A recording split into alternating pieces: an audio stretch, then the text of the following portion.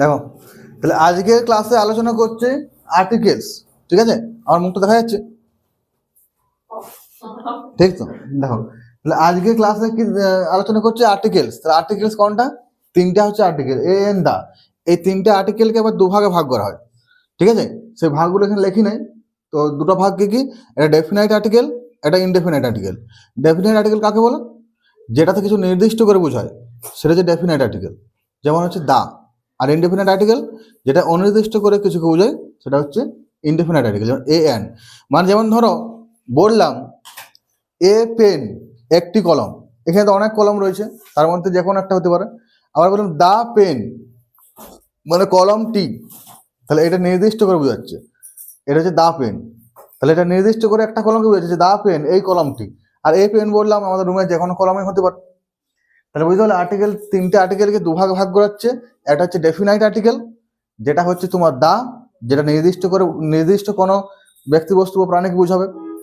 আর এটা হচ্ছে indefinite article, যেটা হচ্ছে এ আর এন, যেটায় অনির্দিষ্ট একটা বোঝাবে, অনির্দিষ্ট একটা ব্যক্তি বস্তু বা প্রাণী, যে একটি কলম, একটি গরু, একটি মানুষ। আর যখন নির্দিষ্ট বোঝাবে মানুষটি, গরুটি, ছাগলটি, ভেড়াটি, ছাত্রটি, ছেলেটি, মেয়েটি, মানে নির্দিষ্ট করে বোঝাবে। ঠিক আছে, তো এই এ এন দার মধ্যে আজকে ক্লাস আমরা দুটো জিনিস শিখবো, একটা এ এর ব্যবহার, একটা এন এর ব্যবহার। কখন এ বসে আর কখন এন বসে। এ মানেও একটি আর এন মানেও একটি। তাহলে কখন এ বসাবো আর কখন এন বসাবো, সেটা আমরা আজকে ক্লাসে শিখবো। বুঝা গেল? দেখো, সবার প্রথমে কি আসছে? এক নম্বর দেখো, আমাদেরকে জানতে হবে ভাওয়েল আর কনসোনেন্ট। ইংরেজিতে 26টা লেটার হয়, আমাদের ইংলিশ আলফাবেটে 26টা লেটার। সেটাকে দুভাগে ভাগ করা হচ্ছে, ভাওয়েল আর কনসোনেন্ট। ঠিক আছে, তাহলে ভাওয়েল আর কনসোনেন্ট কোনগুলো? ভাওয়েল কোন কনসোনেন্ট? ভাওয়েল হচ্ছে যেগুলো নিজে নিজেই উচ্চারিত হতে পারে, যে অক্ষরগুলো নিজে নিজে উচ্চারিত হতে পারে, উচ্চারণের জন্য অন্য কারো সাহায্য নেয় নাই, সেটা হচ্ছে ভাওয়েল। এই পাঁচটা vowel, A E I O U, এই পাঁচটা ভাওয়েল।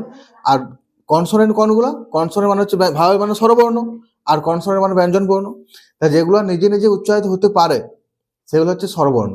আর যেগুলো নিজে নিজে উচ্চারিত হতে পারে না, উচ্চারণের জন্য অন্য কারো সাহায্য লাগে, সেটা হচ্ছে ব্যঞ্জন বর্ণ। ঠিক আছে, এই যেমন ধরো স্বরবর্ণ কোনগুলো বললাম, এ ই আই ও ইউ, এই যে পাঁচটা আছে ভাওয়েল, এই পাঁচটা হচ্ছে স্বরবর্ণ। এই পাঁচটা বাদ দিয়ে বাকি 21টা হচ্ছে ব্যঞ্জন বর্ণ। ব্যঞ্জন বর্ণ তো কি বললাম, নিজে নিজে উচ্চারিত হতে পারে না। ধরো একটা ব্যঞ্জন বর্ণ বলছি আমি বি, বি বলছি তো, বি বলতে গেলে কি আসছে? বি যুক্ত ই। তাহলে এই যে ই, এটা কি? এটা হচ্ছে স্বরবর্ণ। তাহলে স্বরবর্ণ ছাড়া উচ্চারিত হবে কি? ধরো বললাম, অন্য একটা বললাম, আর একটা কনসোনেন্ট বলো। ধরো বললাম এম, এম, এ যুক্ত ম, তবে তো এম, এটা কি? এটা হচ্ছে ভাওয়েল। কনসোনেন্টকে উচ্চারণ করতে গেলে ভাওয়েল লাগবে কি? কিন্তু ভাওয়েল নিজে নিজে উচ্চারণ হতে পারে। এ ই আই ও ইউ, এটা কারো সাহায্য নিচ্ছে না। কিন্তু বাকি যে 21টা রয়েছে, সেটা কারো না কারো সাহায্য নেবে কি? ধরো বললাম এফ, এ লাগছে, এস, এ লাগছে, সাহায্য করতে হচ্ছে একে। তাহলে এটা হচ্ছে তোমার ব্যঞ্জন বর্ণ। সেই যে কনসোনেন্ট যেগুলো বললাম, এই কনসোনেন্ট দিয়ে যদি কোনো সিঙ্গুলার নাউন একটা বোঝায়, ধরো এ পেন, দেখতে পাচ্ছ তো পেন, এ পেন, পিটা হচ্ছে কনসোনেন্ট। তাহলে এই যে কনসোনেন্ট দিয়ে যদি সিঙ্গুলার নাউন বা কাউন্টেবল নাউন বলতে পারি, যেগুলো গুণা যায়, অবশ্যই একটা বুঝতে গেলে গুনতে হবে তো। আমি যে হেয়ার বলি, এ হেয়ার কি বলতে পারবো? চুল তো গুণা যায় না। কিন্তু এ পেন বলতে পারবো, এ বুক বলতে পারবো, এ বয় বলতে পারবো। তাহলে কনসোনেন্ট দিয়ে যদি সিঙ্গুলার নাউন শুরু হয়, তাহলে তার আগে কি বসবে? এ বসবে। বুঝা গেল? তাহলে প্রথমটা কি আছে? কনসোনেন্ট দিয়ে সিঙ্গুলার নাউন শুরু হলে তার আগে এ বসে। যেমন উদাহরণ দেখো, a boy, a cat, a dog, a pen, a man, a horse, এরকম। অপরদিকে এনের ব্যবহার যদি দেখি, এটার উল্টোটা ভাওয়েল। তাহলে ভাওয়েল দিয়ে যদি সিঙ্গুলার নাউন শুরু হয়, তাহলে তারা কি বসবে? অ্যান বসবে। দেখো লেখা রয়েছে পাঁচটা ভাওয়েল দিয়ে, দেখো এক্সাম্পল দেওয়া আছে পাঁচটা vowel, A E I O U, an apple, an elephant, an owl, an ice cream, an umbrella, an orange. তাহলে ভাওয়েল দিয়ে যদি সিঙ্গুলার নাউন শুরু হয়, তাহলে অ্যান বসবে। বুঝা গেল? কনসোনেন্ট দিয়ে সিঙ্গুলার নাউন শুরু হলে এ বসবে, ভাওয়েল দিয়ে সিঙ্গুলার নাউন শুরু হলে অ্যান বসবে। 2 নম্বর দেখো, 2 নম্বর কি বলেছে? কিছু কিছু সাউন্ড আছে যেগুলো ইউর মতো উচ্চারণ হয়, কিছু কিছু ভাওয়েল আছে যেগুলো উচ্চারণটা ইউর মতো হয়। কোন ভাওয়েল সেগুলো? যেমন দেখো ই এর উচ্চারণ ইউর মতো হতে পারে, ইউর উচ্চারণ ইউর মতো হতে পারে, ইউ যদি একসাথে থাকে তারও উচ্চারণ ইউর মতো হতে পারে। তাহলে ইউর মতো যখন উচ্চারণ হবে তার আগে কি বসবে? এ বসবে। তাহলে কার কার উচ্চারণ ইউর হতে পারে? ই এর উচ্চারণ, ইউর উচ্চারণ, ইউর উচ্চারণ, এগুলো উচ্চারণ ইউ হতে পারে। তাহলে কি লেখা আছে? ই ইউ, ই ইউ দিয়ে সিঙ্গুলার নাউন শুরু হলে তার আগে কি বসবে? এ বসবে। তোমাদের মনে হবে যে না স্যার একটু আগে শিখালেন যে ভাওয়েল দিয়ে শব্দ শুরু হলে অ্যান বসছে, আবার আমি এখানে ভাওয়েল দিয়ে শব্দ শুরু হচ্ছে এ বসছে, কেন এরকম হচ্ছে? এখানে তো বললাম যে ভাওয়েল দিয়ে এ ই আই ও ইউ দিয়ে যদি শব্দ শুরু হয় তাহলে অ্যান বসবে, আবার দেখো ইউ দিয়ে ই দিয়ে শুরু হচ্ছে আমি এ বসাচ্ছি। কেন বসাচ্ছি? কারণ এদের উচ্চারণ ইউর মতো হচ্ছে। কেন হচ্ছে? এগুলো উচ্চারণটা ইউর মতো হচ্ছে, সেই জন্য এ বসছে। তাহলে কি মনে রাখবে? ইউর মতো উচ্চারণ হলে তার আগে কি বসে? এ বসে। এখানে আমরা দেখো, এইখানে দেখো এইটা তো কনসোনেন্ট। একটু আগে আমি কি শিখালাম যে কনসোনেন্ট দিয়ে সিঙ্গুলার নাউন শুরু হলে এ বসে, কিন্তু আবার এখানে দেখো এইচ দিয়ে শুরু হচ্ছে অ্যান বসাচ্ছি। কেন হচ্ছে এরকম? কেন হচ্ছে? কারণ এইখানে এইজের উচ্চারণটা ভাওয়ালের মতো হচ্ছে, বা আমরা বলতে পারি এইজের উচ্চারণটা উজ্জ আছে, এই যেটা উচ্চারিত হচ্ছে না এর পর থেকে উচ্চারিত হচ্ছে। ঠিক আছে? তাহলে এইচ দিয়ে যদি সিঙ্গুলার নাউন শুরু হয় তাহলে কি হবে? উচ্চারণ করে আমাকে দেখতে হবে।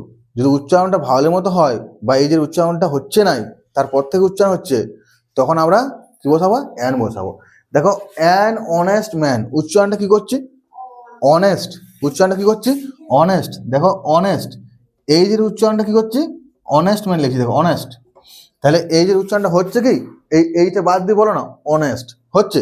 তাহলে এই যে উচ্চারণটা তো উজ্জ্ব আছে, বা যদি এই যে উচ্চারণটা ধরেও যে হচ্ছে তাহলে এই যে উচ্চারণটা তো অ হচ্ছে, ওটা তো ভাওয়েল। তাহলে এই যে উচ্চারণটা ভাওয়েলের মতো হচ্ছে বা এই যে উচ্চারণটা উজ্জ্ব আছে, প্রত্যেকটা দেখো অ্যান আওয়ার, আওয়ার, এটা কি হচ্ছে? আওয়ার। কি লেখা আছে? আওয়ার। দেখো না এইচ দিস আছে, হাওয়ার তো আর বলছি নেই, আওয়ার বলছি। তাহলে এই যে উচ্চারণটা কিসের মতো হচ্ছে? এই যে উচ্চারণটা কিসের মতো হচ্ছে? ভাওয়ালের মতো হচ্ছে, বা এই যে উচ্চারণটা উজ্জ্ব আছে। দেখো এখানে অনেস্ট বলছি, এখানে আবার বলছি, এখানে এয়ার, এই উচ্চারণটা কি? এয়ার, এইচ দিয়ে শুরু হচ্ছে তো উচ্চারণটা হচ্ছে এয়ার। তাহলে এই যে উচ্চারণটা কিসের মতো হচ্ছে? ভাওয়ালের মতো। তাহলে এই যে উচ্চারণটা যদি ভাওয়ালের মতো হয় বা এই যে উচ্চারণটা উজ্জ্ব থাকে তাহলে কি হবে? অ্যান বসবে। ঠিক আছে? তাহলে দেখো এইখানে কি বললাম? ইউর মতো উচ্চারণ হলে কি হচ্ছে? ইউর মতো উচ্চারণ হলে এ বসছে। আবার এখানে বললাম এই যে উচ্চারণটা ভাওয়ালের মতো হলে কি বসবে? অ্যান বসবে। এবার দেখো 3 নম্বরে, ও দিয়ে যদি সিঙ্গুলার নাউন শুরু হয়, কি দিয়ে শুরু হবে? ও দিয়ে। ও দিয়ে যদি সিঙ্গুলার নাউন শুরু হয় এবং ও এর উচ্চারণটা হবে ওয়ার মতো, এইখানে দেখো এইখানে উচ্চারণটা বলছিলাম ইউর মতো, মার্ক করে রাখবে উচ্চারণটা ইউর মতো, এখানে উচ্চারণটা হচ্ছে ওয়ার মতো। তাহলে ইউর মতো উচ্চারণ হচ্ছিল বলে ওখানে এ বসছিল, আবার এইখানে ওয়ার মতো উচ্চারিত হলে কি বসছে? এ বসছে। দেখো ও এর উচ্চারণটা ওয়ার মতো হলে কি বসছে? এ বসছে। তাহলে মনে রাখবে ও এর উচ্চারণটা ওয়ার মতো হলে তার আগে অ্যান বসবে, বা এক কথায় ওয়ান কথাটা থাকলে তার আগে অ্যান বসবে। যেখানে ওয়ান কথাটা পাবে, যে এ 1 রুপি কয়েন, এ 1 এক প্লে, এ 1 ডে ক্রিকেট, এ 1 রুপি নোট, এ 1 আইড ম্যান, এ বা এ 1 আইড ডিয়ার, যাই হোক ওয়ান কথাটা থাকলেই কি হবে? এ বসবে। এই দেখো দেখো 3 নম্বরে, যেগুলো আমরা সংক্ষিপ্ত রূপ, কিছু কিছু বড় ওয়ার্ডটাকে আমরা সংক্ষিপ্তে লিখি। ঠিক আছে? এই সংক্ষিপ্ত রূপের ক্ষেত্রে কনসোনেন্ট দিয়ে শুরু হবে, কিন্তু উচ্চারণটা যদি ভাওয়ালের মতো হয়, ঠিক আছে, তাহলে তার আগে কি বসবে? অ্যান বসবে। এই জায়গায় প্রত্যেকটাই সংক্ষিপ্ত রূপ আছে, ডট ডট দিয়ে লিখেছি। এই সংক্ষিপ্ত রূপের ক্ষেত্রে কি হয়? কনসোনেন্ট দিয়ে সিঙ্গুলার নাউন শুরু হলেও যদি উচ্চারণ ভাওয়ালের মতো হয় তাহলে তার আগে অ্যান বসে। দেখো MLA, কি বলছে? MLA, এমটা ভাওয়েল নাকি কনসোনেন্ট? কনসোনেন্ট। কনসোনেন্ট শুরু হচ্ছে, কিন্তু উচ্চারণটা যখন আমরা করছি MLA, প্রথম কি আসছে? এম, এ আর ম, এম, এটা তো ভাওয়েল। MP, প্রথম এ আসছে। SDO, এস, যখন এস বলছি প্রথম কি আসছে? এ আসছে। প্রত্যেকটা উচ্চারণ করে দেখো শুরু হচ্ছে কনসোনেন্ট দিয়ে, কিন্তু উচ্চারণ করার সময় এটা চলে আসছে। যেমন ধরো FRCS, যখন এফ বলছি প্রথম এ আসছে তারপরে ফ আসছে, তাহলে প্রত্যেকটা কিন্তু উচ্চারণটা ভালো মতো হচ্ছে। LLB যদি বলি, এল প্রথমে এ আসছে তারপরে তো লো আসছে। HS যদি বলি, এইচ প্রথমে এ আসছে, এই আসছে তারপর চ, এইচ। দেখো প্রত্যেকটা কিন্তু উচ্চারণ হচ্ছে ভাওয়ালের মতো। এনজিও, এন যদি বলি প্রথমে এ আসছে তারপর দন্তন্য আসছে, ঠিক আছে। তাহলে দেখো এই যে সংক্ষিপ্ত ফর্মগুলো লিখেছি প্রত্যেকটাই শুরু হচ্ছে কনসোনেন্ট দিয়ে, কিন্তু উচ্চারণটা কিসের মতো হচ্ছে, উচ্চারণটা ভাওয়ালের মতো হচ্ছে। তাহলে কি বসছে, সেই জন্য অ্যান বসছে। তাহলে আমরা এ তিনটা নিয়ম, এন এর তিনটা নিয়ম শিখলাম, আরেকবার রিভাইজ করে দিচ্ছি। তাহলে প্রথমে কি বললাম, কনসোনেন্ট দিয়ে যদি সিঙ্গুলার নাউন শুরু হয় তাহলে তার আগে এ বসবে, উল্টা দিকে ভাওয়েল দিয়ে যদি সিঙ্গুলার নাউন শুরু হয় তার আগে অ্যান বসবে। ইউর মতো যদি উচ্চারণ হয়, কার উচ্চারণ, ইয়ের উচ্চারণ, ইউর উচ্চারণ, বা ইউর উচ্চারণ যদি ইউর মতো উচ্চারণ হয় তাহলে এ বসবে। এই যে উচ্চারণটা যদি না হয় বা এই যে উচ্চারণটা ভাওয়ালের মতো হয় তাহলে অ্যান বসবে। আর কি বললাম, ও এর উচ্চারণ যদি ওয়ার মতো হয় তাহলে এ বসবে। আর সংক্ষিপ্ত রূপের ক্ষেত্রে যদি কনসোনেন্ট দিয়ে শুরু হয় কিন্তু উচ্চারণটা ভাওয়ালের মতো হয় তাহলে অ্যান বসবে। চারটে বোঝা গেল। আর আর্টিকেল কি বললাম, আর্টিকেল হচ্ছে তিনটা, এ এন দা, তাই তো। এই আর্টিকেলকে দুভাগে ভাগ করা হচ্ছে, এটা ডেফিনাইট আর্টিকেল, এটা ইনডেফিনাইট আর্টিকেল। ডেফিনাইট আর্টিকেল হচ্ছে দা, indefinite article a R N. তাহলে এই ক্লাসটা বোঝা গেল, দেখা হচ্ছে পরের ক্লাসে।